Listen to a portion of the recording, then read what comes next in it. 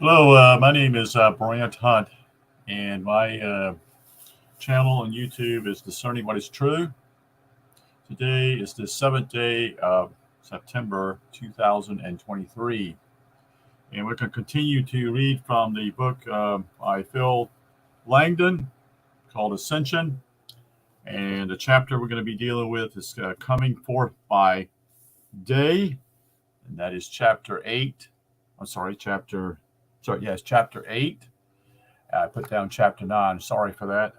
Coming Forth by Day is chapter 8. So let's get into the reading of the particular book. According to the ancient Egyptian myth of Heliopolis, that's in Egypt, Osiris was part of the pantheon of 9 gods known as the Ennead, E-N-N-E-A-D, who emerged from the chaotic primary waters of Nun, which were said to contain all the necessary attributes for creation to occur. The god Atum, A-T-U-M, is said to have willed himself into existence by calling out to his twin, Ra. That is, Atum and Ra merged to become Atum Ra, creator of order and truth. In geometric terms, Ra is the circle that is squared by the Atum at galactic singularity. Atum is the diamond of manifest truth in the infinite abyss who masturbates into the great ocean, producing a series of gods and goddesses.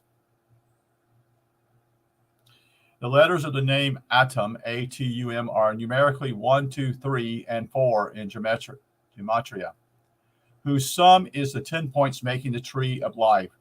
This means Atum is singular and complete tree is a completed tree of life, as the creator of what is to come.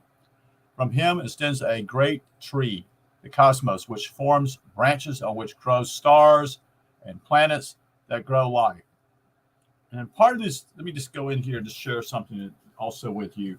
Part of the what Phil has shared, a lot of that information comes from a gentleman named Arthur M. Young. This is one of his books. And his other book is called The Reflexive Universe.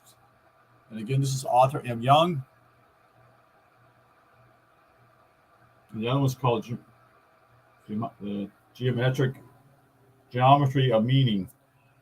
Arthur M. Young was the one who designed and built, I don't know if he built it, but he designed the helicopter back in the either late 30s or early 40s, sometime that neighborhood. And he was a brilliant man.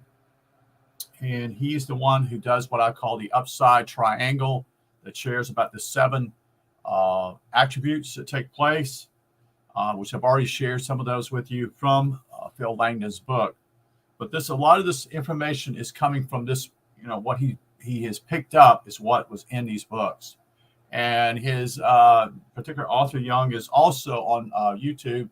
There was some, these were done, I think, in the 1990s, videos that he addressed certain issues and was asked questions, so to speak. So you can watch him also. He is now deceased and no longer lives.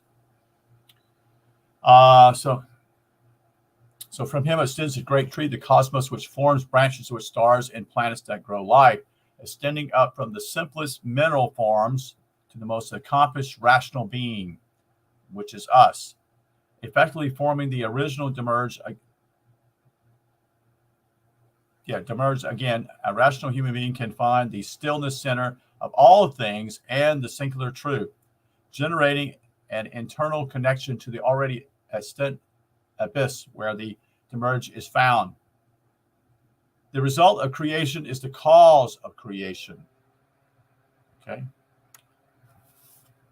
Atum Ra, being singular in unification and self-creating, then produced 2 gods called Shu, S-H-U, which means dry, and Tefnut, T-E-F-N-U-T, means sky, spitter, or moisture, forming a new trinity. In fact, these 2 gods represent the same codependent concept of duality as the yin and yang of Taoism. Ra is the Alpha and Omega. That is A of the head. And Shu is the noise you make when you sneeze. Hence, Shu as the god of wind. It's the concept of effigy in terms of generating the cosmic effigy. We can imagine radiant energy in modern terms as a dry wind. In the Sumerian epics, the god of wind was called Enlil, Enlil. Tefnun literally means spit sky, pertaining to water. Hence, Tefnun is goddess of water, or the now moving cosmos made from the waters of the abyss. In the Sumerian epics, the god of water was called Ea or Enki. And with that, I'll show you something here. This is what the picture he shows here in his book at the very top here with Nun, Shu, and Geb.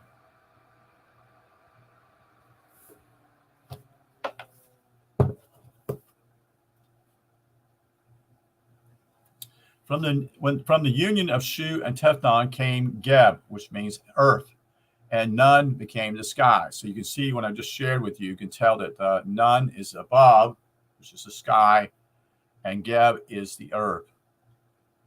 Another male and female duality who were separated by Shu to stop their copulating. This brings us to planetary level of creation before the appearance of creatures. The union of Geb and Nun then gives birth to 4 children, 2 males and 2 females, called Osiris, Seth, Isis, and Nephthys.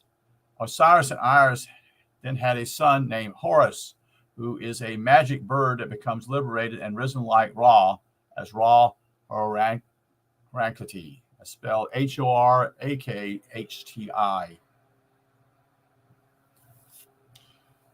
In the lower part here, he also gives a diagram of the human DNA and then also the galactic DNA.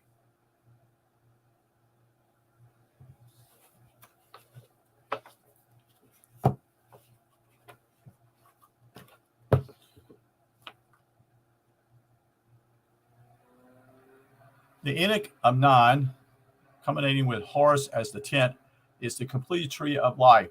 Horus becomes one with Ra, and Atum is satisfied in this completion. Atum has self created. The 4 children of Geb and Nun then become the 4 elements of the human being: solids as carbon, liquids as water and blood, air we breathe, and radiant heat we give off, as well as the mineral-based psyche called emotions, logic, intuition, and senses, or Isis, Osiris, Nephthys, and Seth. So these names represent a particular psyche within your own brain. The human psyche holds a great secret in that it is an embodiment of the three and 4 conditions of reality. Notice logic, senses, and emotion may be associated with the physical nature of a person, leaving intuition as the odd one out, the 4th condition. Since the demerge is the 4th condition of reality, intuition can be likened to spirit, just as the demerge is fashioned from God's spirit. Hence, intuition is an aspect of your spirit and inner knowing. Emotion may also be associated with a spirit, since compassion is a spirited quality. However, its association with physical relationships and experience places it more in the zone of the physical body. In this sense, there are twice 2 issues to a person's psyche, as we find in the Egyptian myth with the separate identifications of 2 male and 2 female aspects. It was interesting that I had a little talk with Phil today, this morning, and we were talking about psychology, and my thinking was simply, was this a new phenomenon? In other words, it was something new that's been discovered here in the last 150 years, but that's not so. This has been around for a long time, many years thousands and thousands and thousands of years, so to speak. And the problem simply is that we think this is a new phenomenon, but it's as not. The problem is what's happened simply is that we've forgotten about it. You see, it's no longer talked about for so thousands and thousands of years, and then it's rediscovered, so to speak, in the 1850s and 1860s here in America. Horus, the offspring of Isis and Osiris, is the different one, just as Noah was different. These titles are, however, the westernization versions of their name, or westernized version, I should say. According to the myth of Heliopolis, Ra, the primitive god, the primal god of all things, was worried he would have his sovereignty overthrown if none gave birth to any children, because he knew she would birth a divine offspring, being Horus. As a result, Ra prevented her from giving birth. In response, the son of Ra, Thoth, was called upon to intervene and play draughts with the moon god Khristu. I spell that Khristu, Khensu, to win none her right to give birth.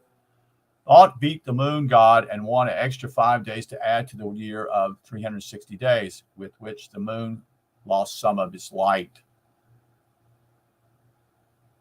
Allegorically, when the circle is complete, 360 degrees circle, the fifth element is achieved. That is 5 extra days of process from a day from clay to diamond. And the white light of illumination shines in the darkness of the underworld, just like the moon that shines bright white in the darkness of the waters of none. Duat, D-U-A-T. Thought or truth is traditionally associated with the moon, and hence it is with the moon that thought plays droughts in a moment of singular realization from the dual game. The moon is also associated with Isis, such as it's true the female that new life is birthed in conjunction with the lunar cycle. The human gestation for 9 months, that is moons, it is from the word thought we derive the word thought, T-H-O-U-G-H-T, since it is thinking that takes time that produces thought in the individual.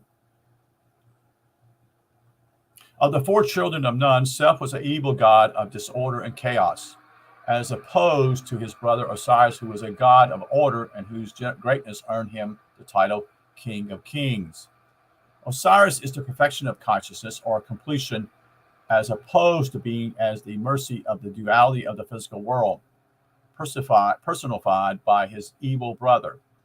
Osiris and Seth are thus the logical and sensitive aspect of the human psyche, since the senses can be overly indulged, whereas logical reasoning gains understanding that leads to salvation.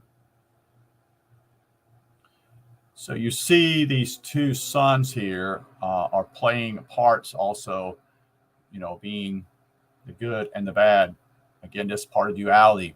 If you did not have good in society or anything of that nature, if you didn't even have duality, you wouldn't know what would be good or bad, you see. Seth became jealous of Osiris and had a coffin made, lined with ebony and ivory, that is black and white of the pineal light in the underworld, as well as gold and silver, the heart and mind, keys to heaven, which he offered to anyone who would fit perfectly inside it, not unlike the story of Cinderella and the shoe. Of course, Osiris was the only one who would fit the coffin, since it was made specifically for him in secret. When Osiris entered the coffin, the lid was shut, sealed with molten lead, and dumped into the Nile River to sink. However, it made its way down the Nile as an ark carried out to sea, to be lost forever with the now dead king inside.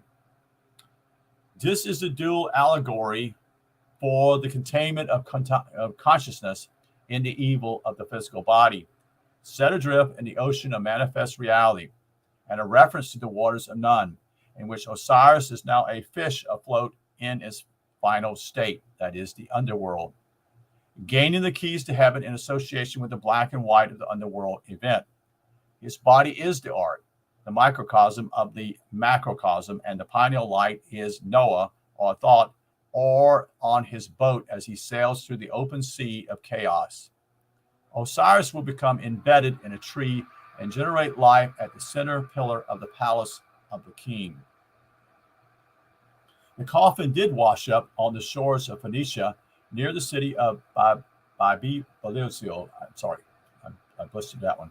BYBLOS, Byblos, embedding itself inside a tamarisk tree, whose magnificent sequentially grew to great fame. The king of Phoenicia decided to cut the tree down and have it as a pillar and pride of place at his palace, without knowing Osiris was buried inside. This allegory refers to consciousness, as it finds its own center to become the center pillar at the palace of a king. Now, this is all to do with Kabbalah. Okay, this again is to do with that you have three pillars here. Okay, and again, I would recommend this particular book here. See where that book is. Hold on just a second here.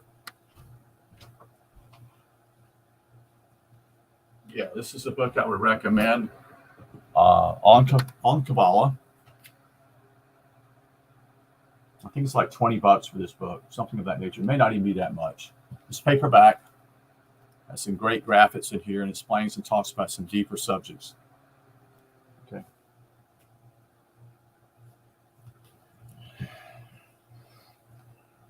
When Isis, his wife and sister Osiris, found him in the tree of the palace of the king, she took the coffin containing Osiris and sailed back to Egypt, where she hid him in the marshes of the Nile Delta. Osiris, in fact, is the Great Pyramid itself at the root of the delta, as we will see. Seth was hunting in the area at the time and found the coffin, at which point he tore the body of Osiris into 14 or 15 pieces, scattered them across the land of Egypt. This is what I was referring to last night, and I forgot. 14 is the number of parts to the human body, without the distinguishing phallus of the male. The foot, shin, and thigh on either side make 6 parts. The hand, the forearm, and upper arm on either side also make 6.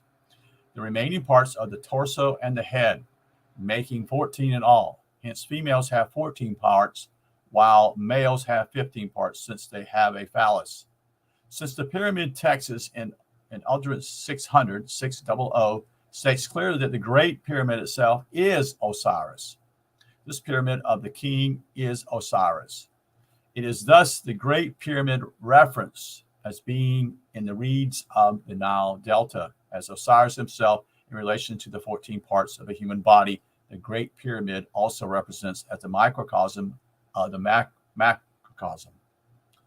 Isis had to find the pieces of her husband's body this time and bring them back together again in unification, using magic as reference to magi, or wisdom, to make whole that which was separated. Again, these are stories now, folks. Don't.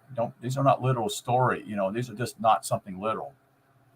They're trying to share something spiritual about this, and they do not use what we call those spiritual words. But that's what's going on here. So in that relationship, the only piece she could not find was his phallus, since it had been eaten by a fish, a reference to being a fish in the great empty ocean of the abyss. Isis had to fashion an artificial phallus and magically bring her husband back to life, embalming his body for the period it would take to have sexual union and receive his seed. Their brief union at this point in one version of the story produces their son, Horus. In another version, Horus was already born before his father. Osiris died in either case. Horus is the living resurrection of his dead father, and all pharaohs after him would thus be considered a Horus, or living god, while they ruled. They were considered to have a divine right to rule, and that they too had defeated the evil of self in themselves. The dual, D-U-A-L, disintegrated nature of the psyche, ruled by the physical senses, from the resurrection of the divine union.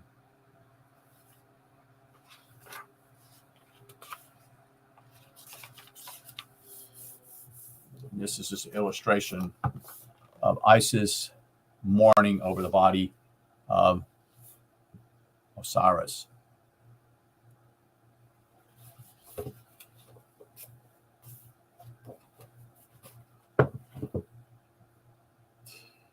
The process that began with Nun, Ra, and Atum finds its completion in Osiris, Isis, and Horus.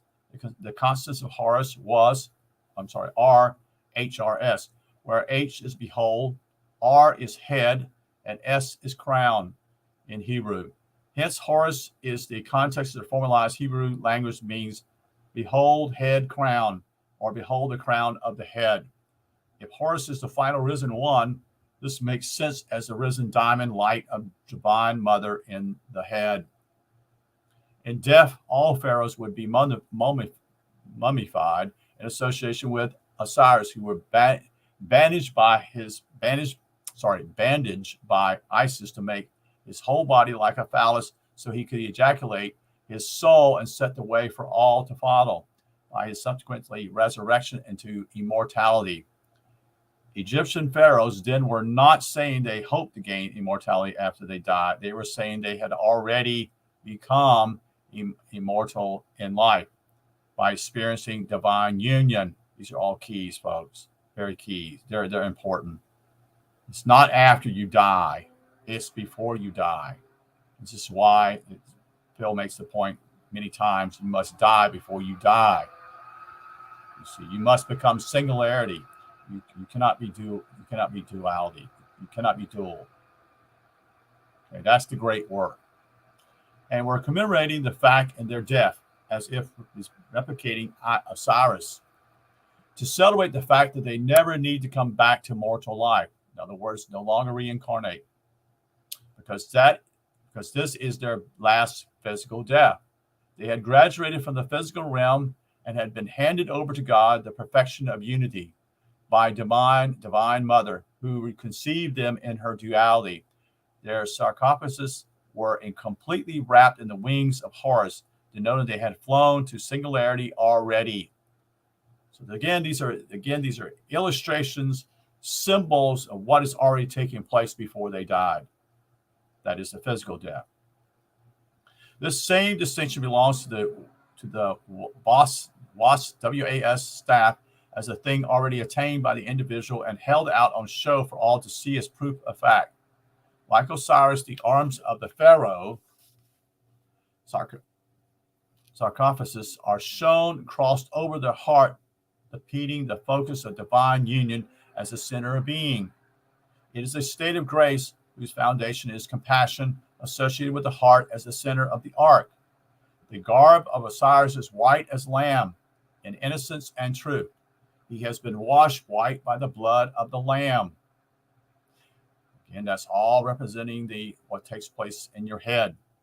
His symbols are the crook of the merciful shepherd, who has a heart of gold and thus compassion for his flock, and the frail, representing the severity of the truth that allows him to attain wisdom. The frail has 3 stems, denoting complete understanding of the truth, just as Tree of Life has 3 columns of completeness. Together, these 2 symbols are crossed over the heart in union, defining the singular point of severity and mercy in perfected unity.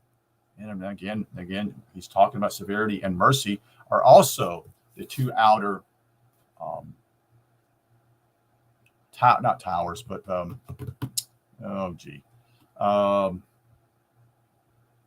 it'll come to me. the two do the, not the statues, but anyway, the pillars. That's what I'm trying to think of. The pillars, 2 pillars. One is mercy, and the other one is severity. Okay, and that's the union also. So together, these two symbols are crossed over the heart and union, defining the singular point of severity and mercy in perfected union. Osiris is androgynous and thus represents all of humanity as a microcosmic combination of the macrocosmic natural world and the physical universe that exists in the cosmic oceanic womb of space. In association with Osiris in death, then the pharaoh's death mask with the Nemes, Nemes headdress shows thin parallel golden rays emanating from the pharaoh's golden face in recognition of the flesh of the gods through the solar metaphor of the golden sun god Ra. As such, the pharaoh's face represents the pineal cloud itself, while their headdress shows the beams of light emanating from the lion's head, now in emerge, has appeared in the psyche. This is an example of that. 2 things here. This is, again, the headdress here showing it with the Egyptians here. These are all indications of something that's already taken place earlier in their lives with their head, with this part here also.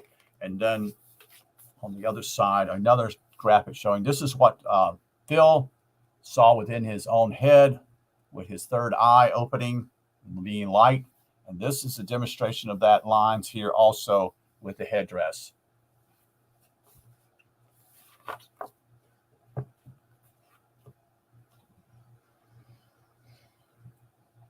There are distinct gaps between each ray, culminating at the back of the head in a gathering form that looks like a fibrous bundle of hair, or a ponytail like the fibrous bundles that crisscross the pineal cloud surface. So these are illustrations of what took place. In fact, pharaohs could not actually lead until they had actually done this. Okay, that all changed with Anunnaki. That all changed until that. There was the mercy and severity of the pharaohs in the past. They'd already done what they needed to do, which was to find themselves and conquer. And then what they became, they were taught and had that ascension moment in their lives. And it was revealed by the temple priests. And then what would happen? Simply, they would have the opportunity to lead people because they were the pharaoh. And the pharaoh himself simply was, again, a leader who would not lead others into fallacies or lies, because he'd already done the work. He'd already done the great work. So he did not have the desire to rule over people. Yes, he ruled over people, but he did not desire to run them and treat them like slaves. You see. Furthermore, the pharaoh's neck is projected out of his collar from a perfectly circular hole worn at the shoulders, just as the beams from the cloud emerges from the perfect circular holes.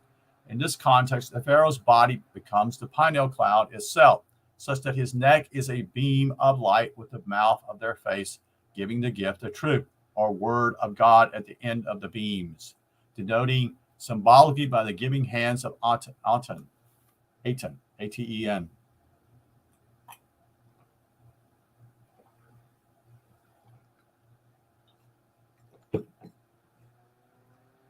The risen person is, after all, a professor and speaker of wisdom, or a thought, T-H-O-T-H, just as a priest is supposed to be in the Christian religion.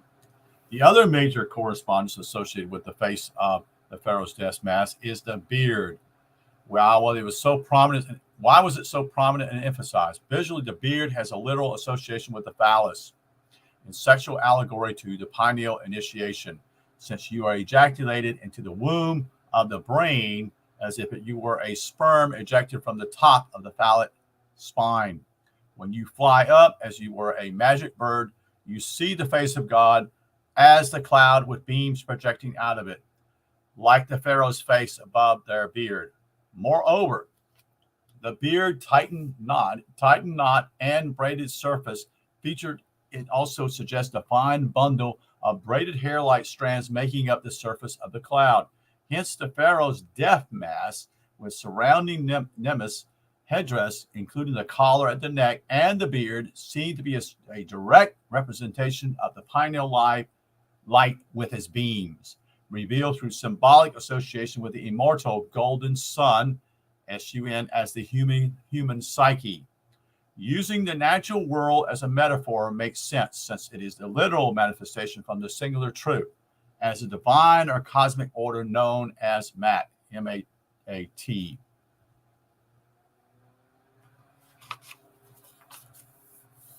During the time of the Old Kingdom, that is around 2500 BC, pharaohs would be buried surrounded with texts and symbolic imagery, apparently representing their journey to the immortality of the afterlife. In the early Egyptian dynasties, these were the pyramid texts and are some of the oldest known religious writings in the world. They are said to be a series of spells apparently designed to help the deceased pharaoh have the magical power necessary to become immortal in the afterlife. By the time of the New Kingdom, the pyramid text had become a magic scroll called the Book of Dead, or the Book of that which is in the dual, D-U-A-T, or the book of coming forth by day, a reference to achieving immortality in life or day, as opposed to night or of death. This magic book would accompany the deceased with the same apparent purpose as the original pyramid texts from earlier dynasties. The more money, though, unfortunately, the more money you had to buy this book, the larger the scroll would be, with more spells to protect you and therefore more of a guarantee of success. You could also choose which spells you would have from a selection of about 200 potentials. In this sense, the spells were not organized into any order. The only rational problem with this concept from a modern perspective, of course, is that nobody should know what happens after you die. You see, certainly not enough to be able to create what effectively in an instruction manual on the issue. The only people who would know about death are those that have returned from it. We call these people near-death experiences today. The only problem with their accounts, though, as far as a concrete evidence of the afterlife goes, is that most of them are automatically personal and subjectively by nature, and because of their differences, cannot be taken as valid of anything. The only way to get a sense, then, of the validity of the context in the Book of the Dead is to look at the context themselves to see if they make any sense whatsoever. The most famous of these books is the Papyrus of Ani, A-N-I, which dates to the 19th dynasty, which is around 1000 BC. So apparently when you look at this at first, at the earlier part, he says 2,500 years. Now it's 1,000, so there's been 1,500 years that have gone by later on. So this many dynasties have already taken place. And it was reviewed by Sir E.A. Wallace Budge, B-U-D-G-E, in 1888 from the Egyptian storeroom and cut down to 37 manageable chunks for transportation to the British Museum in England, because it was 78 feet long. That is a lot of space for imagery and writing, suggesting foreknowledge of something at the very least. In the most famous scene from the scroll of Hunefer, H-U-N-E-F-E-R, we see that Hunefer himself being led by Anubis to a set of scales that weighs his heart. This is key as you'll look at all this here at the bottom here, okay?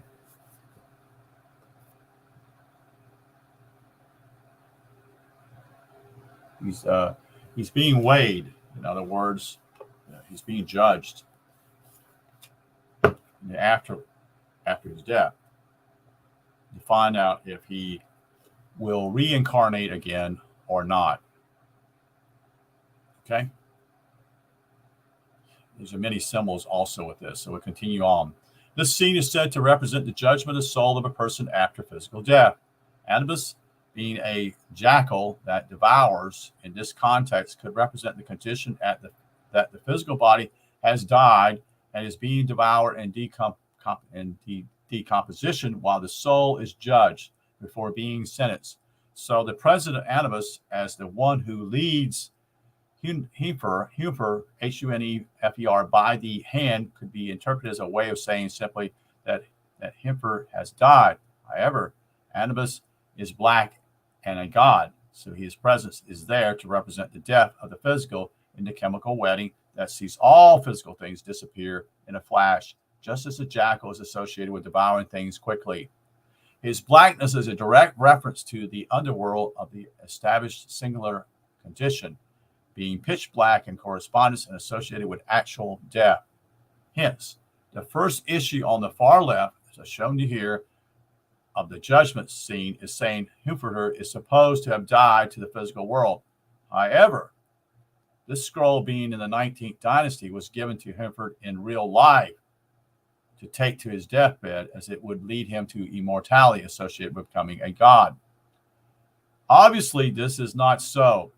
If we consider the decline of the Egyptian culture into misunderstanding after the 18th dynasty of Ankhenaten that saw the destruction of the true understanding. So this is referring to something here, I just showed you here. And I'll read it again because it's very clear. It's just what he's sharing is simply, hence the first issue, the far left of the judgment scene, is saying Hunefer is supposed to have died to the physical world. However, the scroll, being of the 19th dynasty, was given to Hereford in real life to take to his deathbed. So this is like a protection. So he did not do the work. Did not do the work, as it would lead him to the immortality associated with becoming a god. Obviously, this is not so. It we consider the decline of Egyptian culture and misunderstanding after the 18th dynasty of Akhenaten that saw the destruction of true understanding. And Akhenaten is the one who destroyed all this during his time frame. Okay, he chose to be a bad leader. Okay, he chose to basically deceive.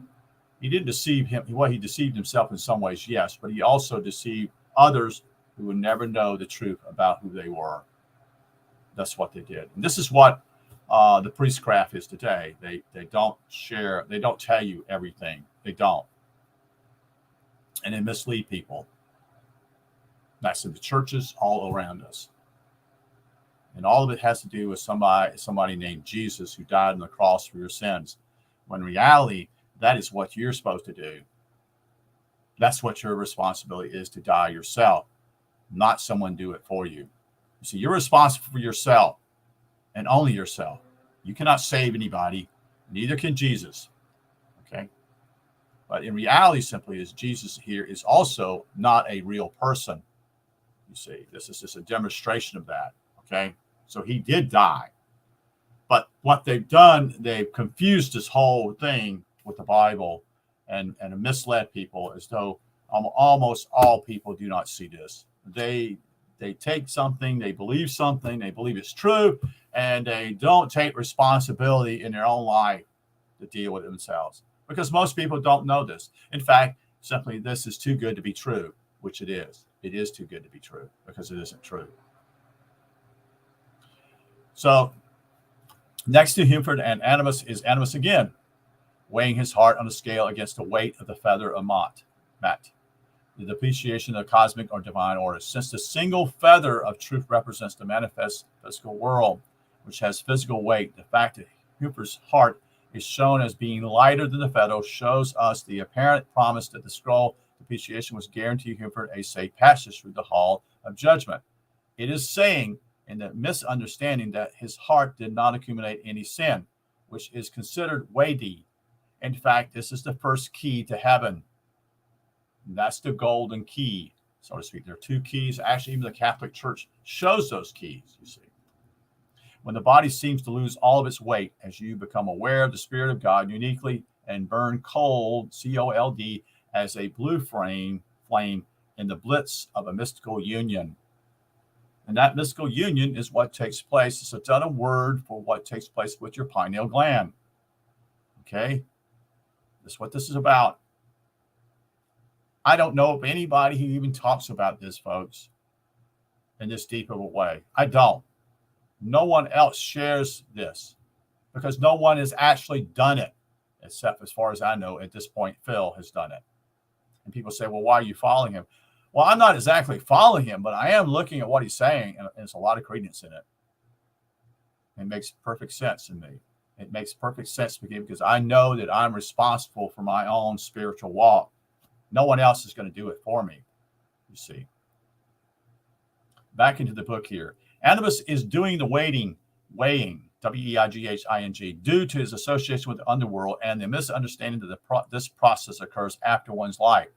Here is being shown as a process that occurs after death, since Animus was associated with actual death as well. The crocodile god denotes reincarnation or rebirth into another physical life, when taken as depicting the actual death of a person. The judgment scene then is a mix of the truth and misconception. Next to the weighing the heart, we see thought, T-H-O-T-H, described, writing down the apparent results of weighing Hereford's heart. Thought, meaning truth, is a reference to the light of the pineal being the manifest non-physical truth of the first aeon, the divine mother, Pistis Sophia. Thought is God's son. He is conscious of all that occurs, being timeless, and therefore is the keeper of the Akashic record. Therefore, he is a scribe, It means he is the one who writes down the result of sin, or karmic debt, I should say, DEBT. The truth knows all timelessly.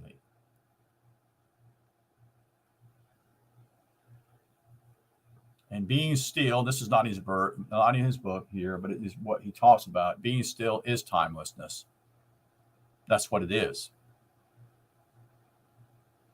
To the right of thought, we see now Huford again with Horus, who represents the sanctuary of the god Osiris, the god of death and rebirth. Again, you'll see this. I'll show this again here.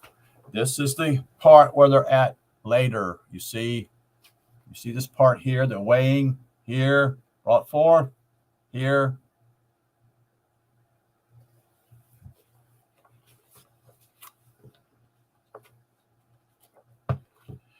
The sanctuary is square because it shows measure has been gained in the sanctuary of God, or the brain of the individual, since the human body is the temple of God. The throne of Osiris in the sanctuary is immersed in the waters of Nun, representing the primordial sea of chaos, in which the divine sun exists as the perfected light of the ocean in the established or singular condition, known as singularity. You'll notice there's a single lotus stem, rises from a singular point in the water as the plant of consciousness, which opens from 2 to 3 parts, finally revealing the 4 creatures of Revelation, or sons of Horus, all looking in the same direction in unison. This shows the tree of life is complete and oneness has been understood. Revealing the creator aspect of God, we see the same representation in depilations of Vishnu and Brahman in the Hindu tradition. In death, the pharaoh's lungs, that is the air, the stomach being the earth, large intestines being water, and the liver being the fire, were stored in jars, capped as 4 sons of Horus. Physically, the first 3 represent the principal source of animal heat in the body. The lungs lower or raise the body internal temperature along with the heart rate. The stomach and large intestines produce energy for the body from food. The liver cleans and energizes the blood as one of its 12 functions. Hence, the 4 sons of Horus are physical reference to the aspect of the body that help produce the conditions that allow the pharaoh to become a Horus in the first place. Hence, the sons of Horus ultimately all serve the same similar purpose, finding the Atman, Atman. The square of the throne Osiris sits on is a projection from an initial square in the bottom right-hand corner, and the full expanded square of the throne itself, showing consciousness has expanded greatly in its measure to produce the throne of a god. The surrounding border of the full throne makes an extension from the expanded square into the measure of the square root of 5, when the singular square side length is taken as the unit. The golden section relies on the square root of 5 to produce it. The throne is thus a geometric reference to the expansion of consciousness from a base of physical, measurable life into perfection, where infinite singular definition is reached by the individual. And I don't know if you can see this. We'll try to show you here. This is what this is about. As he's shown here, it shows this in the artwork here. What was left, what we have.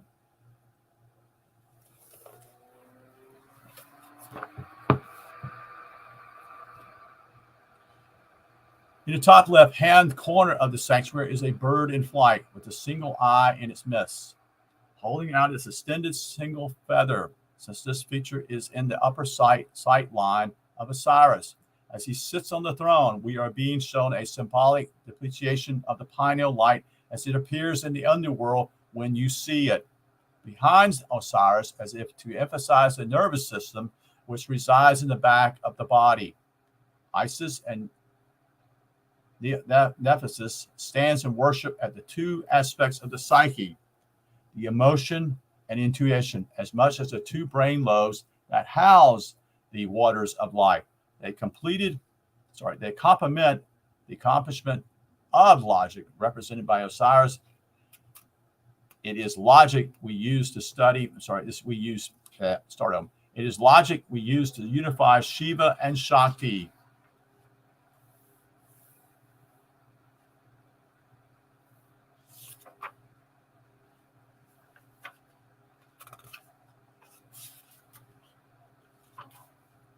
Okay.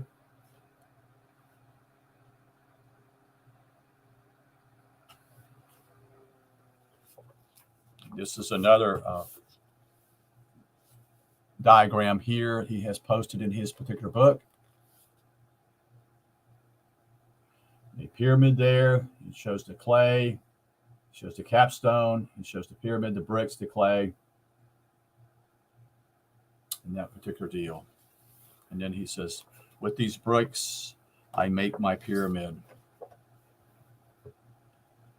It's not an actual physical pyramid, it's what takes place within. Above to the left of the sanctuary on the scroll, there are 14 figures representing the 14 parts of the human body without the phallus. A female body has 14 body parts since she has no phallus. The 15th person as the missing phallus is shown in the upper left of the paphos on the other side of the small tree with 3 aspects. This strongly suggests that the Book of the Dead by the time of the 19th dynasty had become a gimmick, and a false promise to those who did not seem to know about the pineal event anymore. It was a con. Whether intentionally or not, it also suggests that Egyptian society had declined from one of truth and understanding to one of misunderstanding and ignorance by the time of the 19th dynasty, which was, according to around 1292 to 1187 BC. Another direct reference to the pineal event can be found in chapter 125 in the scroll of Ani. We are shown the image of Osiris in what looks like a fish suit, like the fish avatar of Vishnu, mentioned earlier in terms of the Great Flood. As already mentioned, the Hebrew letter N, Nun, pronounced Nun, is the same in Egyptian language and means fish or prince, the making of royalty. And we can see that right here, which is another diagram of what is showing here.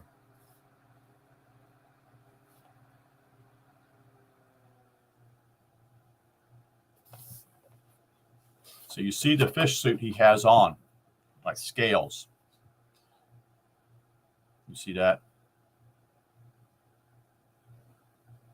Okay. The figure dressed as a fish with the crown of Osiris holds the Was staff, the W-A-S staff, if you'll see that. He's holding 2 things. He has 2 hands here holding 2 different things. Denoting his completion of understanding from which hangs the frail of the severity of the truth. He also holds the crook in the shepherd of men, since his heart is merciful in conjunction with the severity of truth. These are the 2 keys to heaven again. He's about to experience divine union since his fish suit has turned his whole body into a phallus, ready to ejaculate the soul. Iris stands behind him holding the Ankh, the symbol of thrice great God. Okay, it's her on the very back.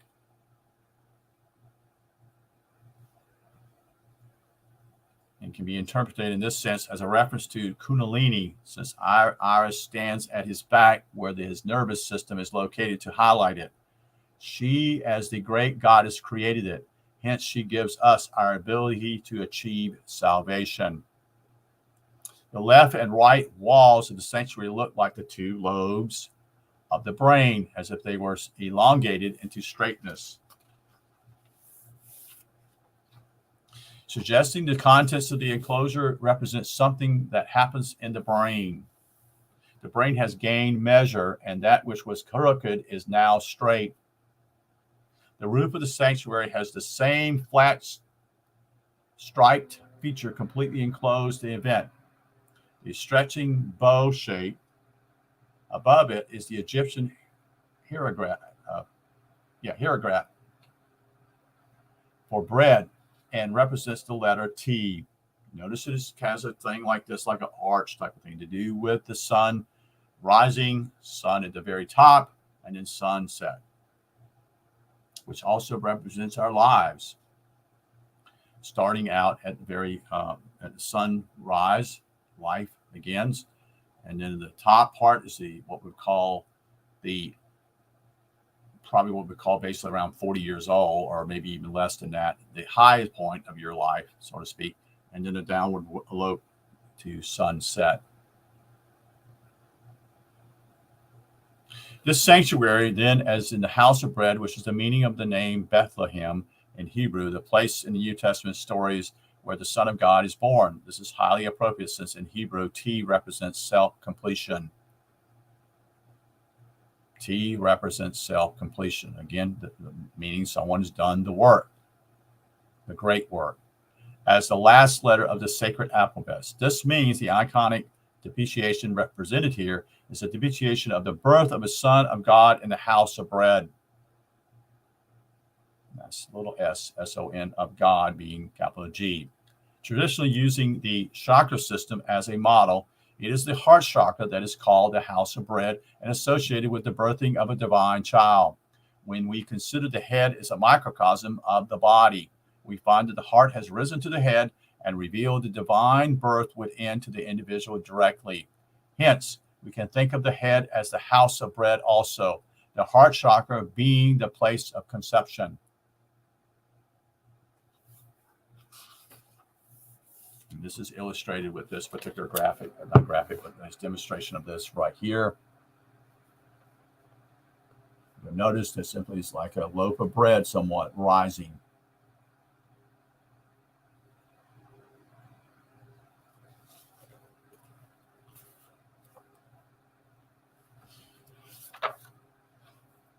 The road up there is a super slick and is lined with the same fish scales as the person. Okay.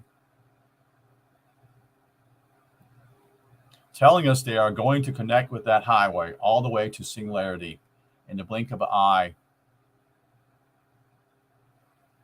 On either side of Horus, 12 serpents line the way to the vanishing point as if it's to emphasize the mind is coming to one conclusion, or one in understanding, initiating liberation. This representation then seems very much like a pictorial method of conveying the issue associated uniquely with the pineal event. Notice that the twinkling of the eye, which is it says in the blink of an eye, but in twinkling eye is also referred to in the Bible. Most people have misconception of that also, because their pastors don't know any better.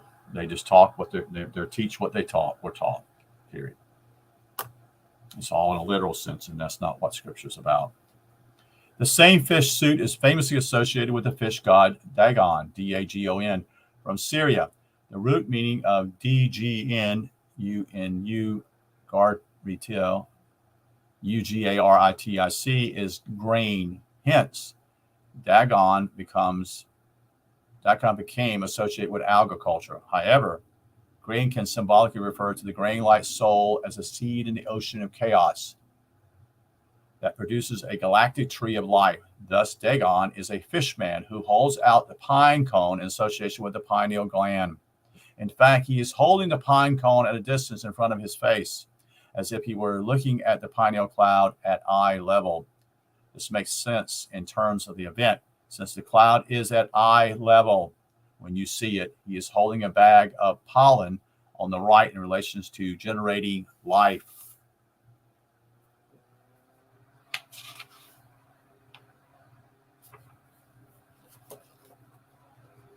So this is a picture of Dagon here.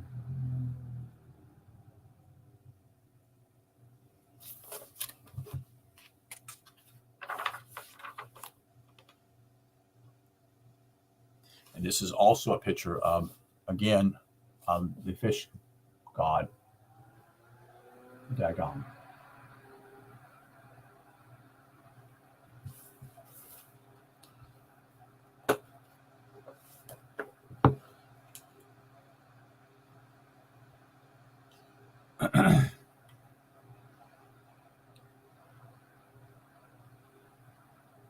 The Syrian syndical seal shows the fish god Dagon and a burning bush on the ground depicted as a small tree with an erect phallus at its core under an eye in the sky. There are 13 flames in the bush,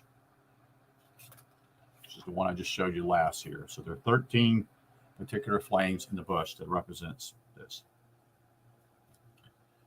Represent the brain with a light at the top and middle. On the left, we see the angelical reference to the person in this event, waving at the man on the right who represents God receiving his prodigal son. Now the work of creation is done. God is thrice great.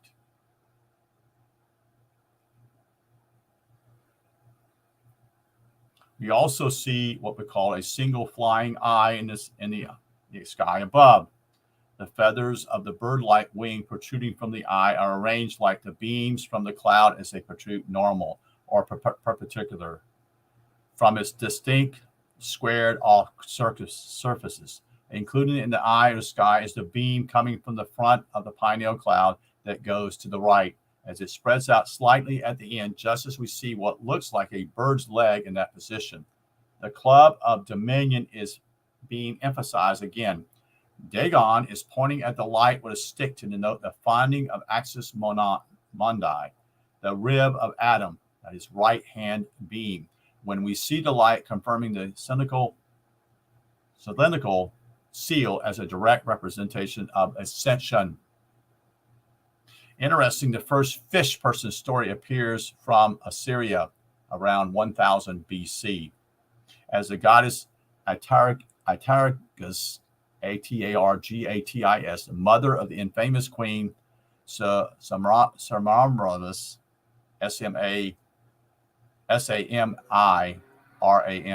Semiramis, who became a mermaid when she accidentally killed her male lover. The fish concept of divine union is still used by the Vatican and can be seen today at the Pope's robe and mitre, which resembles the head of a fish.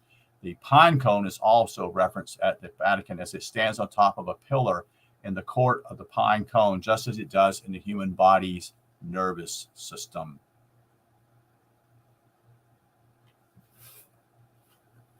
Let's see here. We'll show this right here to you at the very top. These are good illustrations to realize that these certain people do these certain things again, as though mimicking what basically is as though is true, but in reality, they have not done the great work, you see. But they are doing what I call a copycat deal here to fool people as though they are the people of God, when that's not true.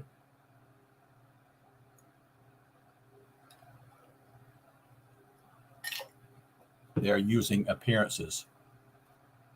St. Peter's Square at the Vatican also resembles a keyhole into which the keys of heaven are inserted symbolically.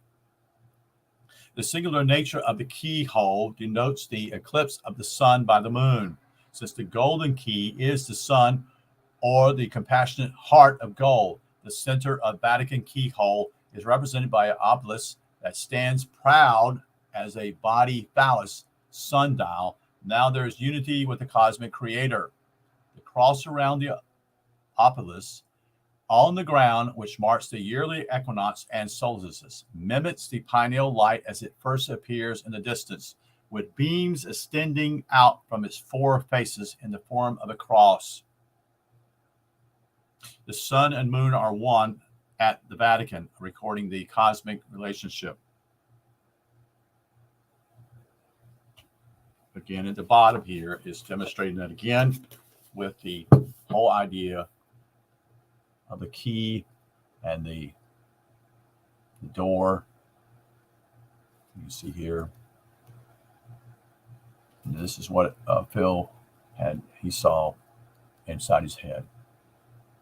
These are all illustrations, you see. Unfortunately, these illustrations at the Vatican don't really they're just using something to fool people. And most people don't even pay attention to these symbols at all. They don't. They don't even know they exist. Sunrise apparently alluded to in the Book of the Dead when we see the two goddesses, Isis and Nephthys, worshiping on either side of what looks like a symbolic representation of the risen sun. The two goddesses now represent the two lobes of the brain that hold the waters of life.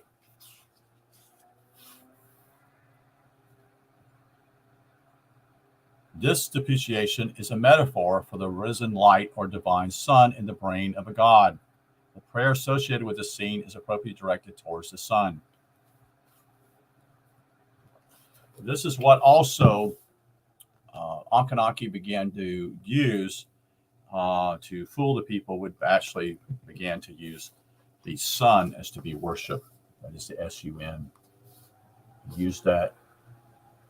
In other words, he no longer illustrated what would take place with what I would call the pineal light, the light, your third, what's taking place within your own brain.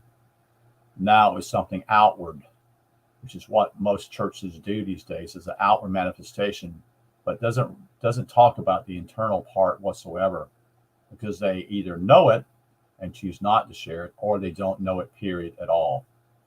You see, they bring symbols from the past. So again, this is illustrating the two lobes of the brain that hold the waters of life.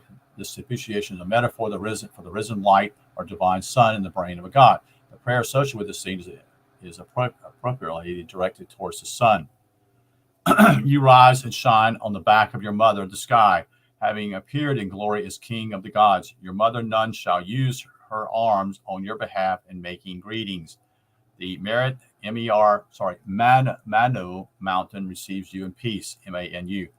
Mat embraces you at all seasons. May you give power and might and vindication and a coming forth as a living soul to see Horakti, Horakhty. That's what this symbol is showing here.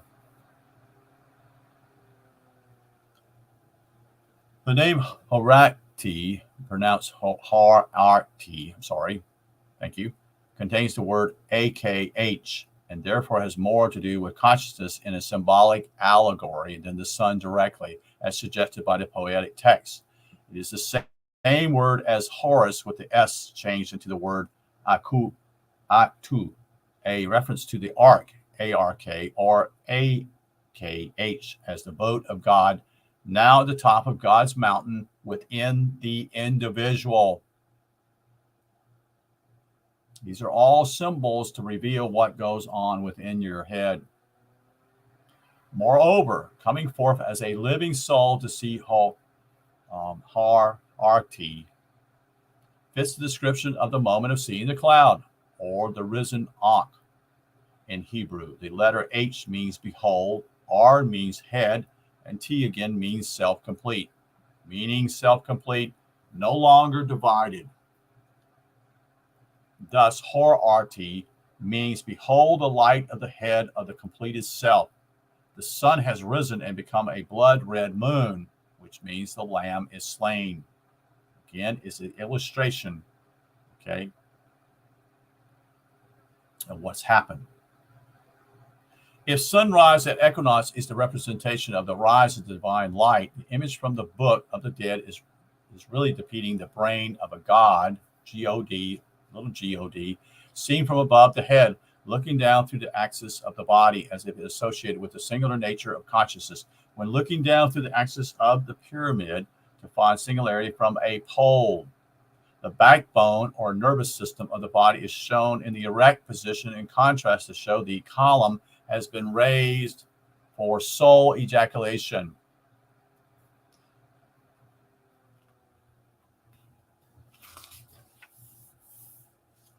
The 6 baboons, creatures that bark at the moon like a dog or jackal, on either side of the solar disk, which is full of lamb's blood, symbolically as the blood-red moon, would naturally refer to the 6th chakra, or pineal gland, and the god Thoth, T-H-O-T-H. The dire, D-J-E-D, pillar of stillness in the middle, is the backbone or spine of the god whose brain this is, in association with perfect stillness of consciousness. The Ankh, A-N-K-H, on top of the spine is literally holding onto the red circle, showing the source of all true information is now on board. Once again, what looks like a natural world scenario is being used to represent something that happens within the individual, because the natural world is a direct representation of the truth itself and a reflection of Nous.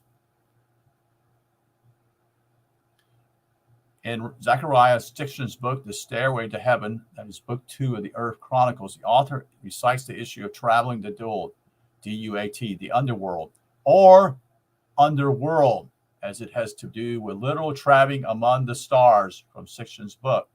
Quote, it took the departed king 12 hours to journey through the enchanting and awesome realm. This he could achieve because Ra, R-A, had put at his disposal his magical barge or sled, in which the king traveled aided and protected by his sponsoring gods. The point which he has reached is named Mountain of Ascent of Ra. The standard interpretation is that Duat, D-U-A-T, is merely an ancient attempt at rationalizing the heavens as the underworld. The sun goes through after sunset, as the earth spins through the night. The sun, Ra, was said to travel through Duat after it set on the horizon, before emerging again at sunrise in a celestial boat, as if the boat in question was an imaginary transport. The sun journey was merely used as a physical metaphor for the deeper truths concerning the interliberation and the individual psyche. This journey through Duat has 12 stages, according to the text, which would culminate in a direct meeting with the mountain of the ascent of Ra. Then on page 80 in Sitchin's book, we are told the 12 divisions of Duat in his final place of completion. It is now the 12th division, that is his quote. It is now the 12th division, the final hour of the king's subterranean journey. It is the uttermost limit of the thick darkness. The point which he has reached is named Mountain of the Ascents of Ra. The king looks up and is startled. The celestial boat of Ra looms in front of his eyes in all of its awesome majesty. And all this is demonstrated here in this particular illustration here in his book here. Hope you can see it. Try to hold it.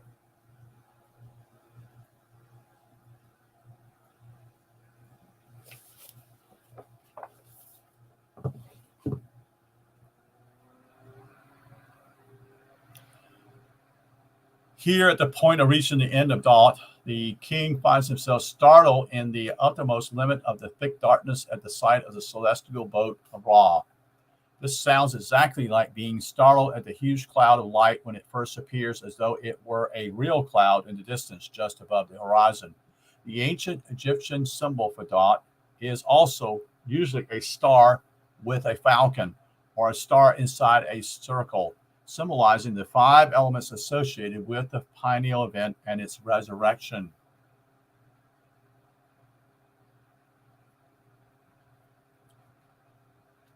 And again, with this whole thing, he's giving you illustrations with the pineal event as its resurrection. You rise, you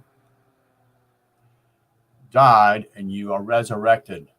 You become alive again. So you die twice. In other words, you die before you die here. In order to do this, you have to die before you actually have physical death. That's what it's about. That all occurs up here. Looking at the stellar depreciation of Osiris, the gods of resurrection in the Duat, we see him in a bark which bears a remarkable correspondence with the corpus callosum, feature above the pineal region of the brain. He is holding a was staff, W-A-S, associated with having built your own pyramid at the corresponding position of the pineal gland on the far end of his bark. In his other hand is the Ankh, held below a 5-pointed star denoting the fifth element. Let's see if you can see this here. This again is showing the brain, where the pineal gland is. And then also him in his boat with the Ankh, which is a symbol below the 5-star.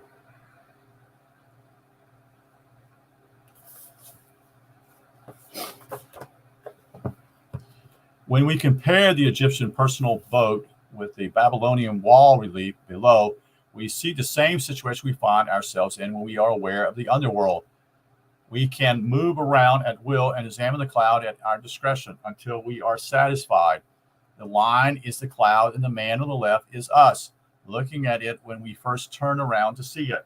Both are standing on what looks like a silver or solid ground in the middle of a space, almost like a personal sled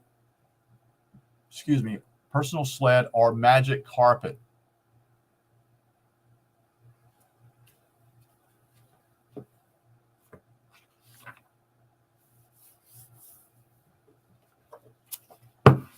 Again, another diagram here at the top. What we just spoke about.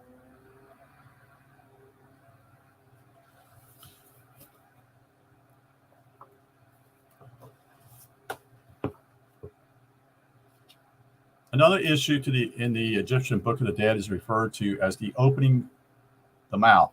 The idea is commonly thought as the need to preserve the body of a deceased pharaoh that must have its mouth open while in a sarcophagus for the spirit form to return and receive offerings such as food and drink. It was believed the Ka, K-A, of the deceased could return to their body to be sustained in the afterlife like this. However, from my own experience with the event, in conjunction with previous correlations, I recognize this situation at the moment in time after the return to the body. Immediately after my own pineal event, my eyesight returned, but I could not move or speak for several hours. When I tried to speak, my mouth opened a bit, but nothing came out. My vocal cords would not work. There is no will to move anyway, due to the established peace, P-E-A-C-E, as well as the stubbed silence the experience leaves you in. If you were to represent this issue symbolically, you could draw the person coming back from the pineal event as a fully complete mummy dressed like Osiris as a body phallus and in a sarcophagus as Horus. Now they cannot move and are a dead person in stillness of the mind. To hear the wisdom they have gained, their mouth needs to be open because they cannot speak by themselves. Someone else needs to open their mouth.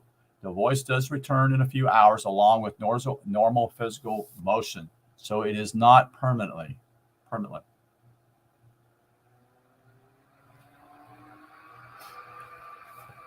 Again, here is an illustration.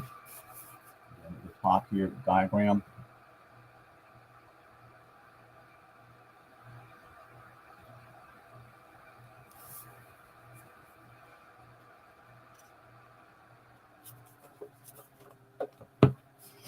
Some of the tools used in the ceremony were the Urhika, U-R-H-E-K-A, or the Sebura, S-E-B-U-R-A, and the Mesk, M-E-S-K-H-E-T-I-U, Mesk-E-T, a word denoting birth, relating to the fact that a newborn baby must have its airway open. In this case, we are being born as a god into the new life of having the truth with us directly as an extension from the monad of God. We then are as a baby and must start living our new sanctified life by opening our mouth to speak truth. The Meskhurtuk was fashioned in the form of the northern constellation of the Thigh in association with the northern stars of the still point of heaven. These tools were used in ceremony to open the mouth of a deceased pharaoh as much as to the statues and whole buildings. Pharaohic Egyptian temples buildings conform to the proportional nature of the human being to replicate this condition and highlight its importance. In Egyptian myth, a person was said to be made of three things: the Ka, Ka, Ba, Ba, and Ankh, Akh. The Ka of a person with thought, of as their spiritual life force doubled that separation from the body as death. The Ba was depicted as a human-headed bird in the Book of the Dead that hovered over the deceased at death. The Ankh was said to be reserved for those who are worthy and deserving of the Mat Keru, Kheru.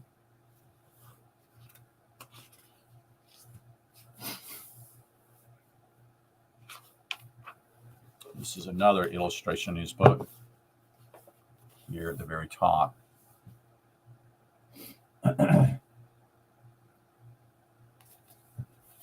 Interesting, we find previously the same concept in Jewish mysticism, put together in compositive form in the word Kabbalah, which contains the Ka and the Ba of the Egyptian concept, except for the last word, La, L-A-H.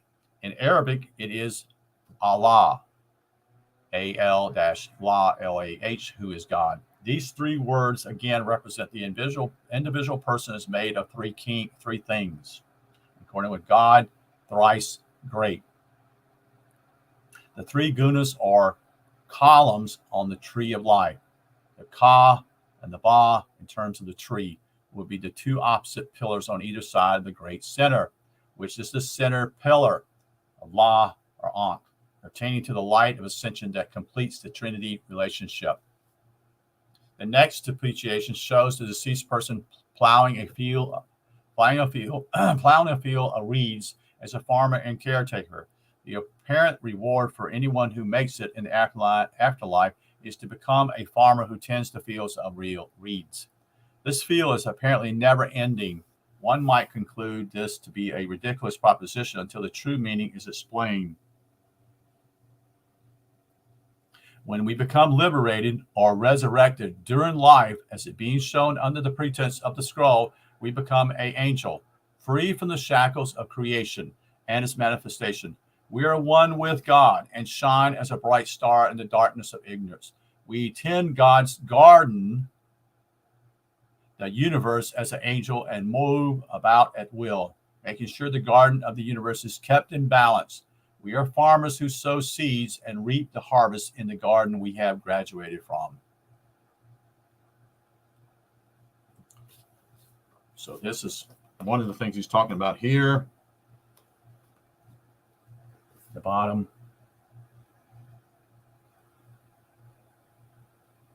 And then this one here is talking about the garden. It's talking about this part up here at the top.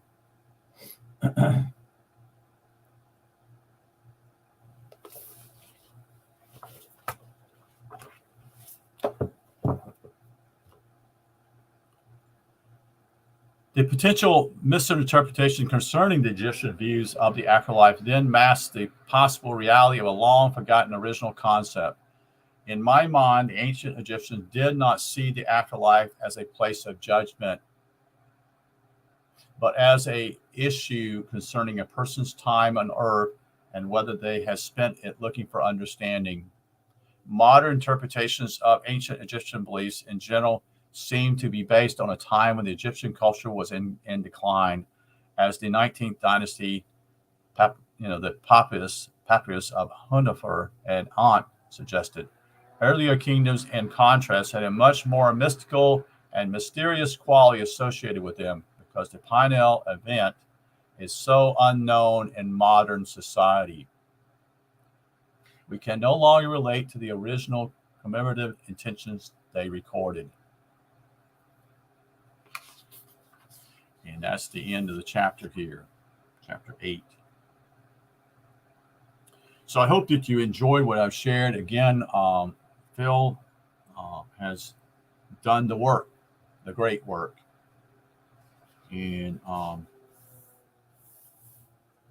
he's authentic. When I talk to him, I know he's authentic. I know.